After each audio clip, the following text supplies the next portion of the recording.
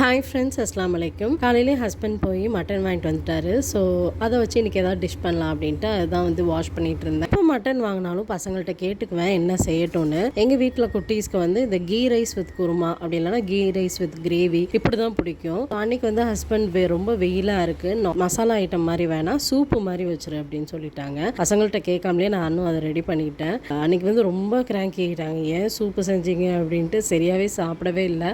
So சூப்புக்கு என்னென்ன ready பண்ணேன்னு பார்த்துடலாம். சின்ன வெங்காயம் ஒரு 10 15 அளவு சின்ன வெங்காயம், பட்டை, ஏலக்காய், கிராம்பு இது எல்லாத்தையும் எண்ணெயில் சேர்த்திட்டு ரொம்ப நேரம் வதக்கணும்லாம் அவசியம் இல்லை. ஜஸ்ட் ஒரு 1 மினிட்டுக்கு எல்லாத்தையும் சேர்த்து மிக்ஸ் பண்ணி விடுங்க போதும். ஒரே ஒரு தக்காளி நான் இந்த மாதிரி கட் பண்ணிட்டு சேர்த்திருக்கேன். அதில் கொஞ்சமாக மஞ்சத்தூள், மல்லித்தூள் சேர்த்துக்கோங்க, ரொம்ப வாசமாக இருக்கும். தேவையான அளவு தண்ணி சேர்த்துக்கோங்க. சூப்புக்கு கொஞ்சம் தாராளமாகவே தண்ணி வச்சுக்கோங்க. கடைசியாக கொத்தமல்லி சேர்த்திட்டு நல்லா விசில்லாம் வந்ததுக்கு அப்புறமா பெப்பர் போட்டு சேர்த்திக்கோங்க. அவ்வளோதாங்க. இது ரைஸை விட இடியாப்பம் தோசைக்கெல்லாம் ரொம்ப டேஸ்ட்டாக இருக்கும்.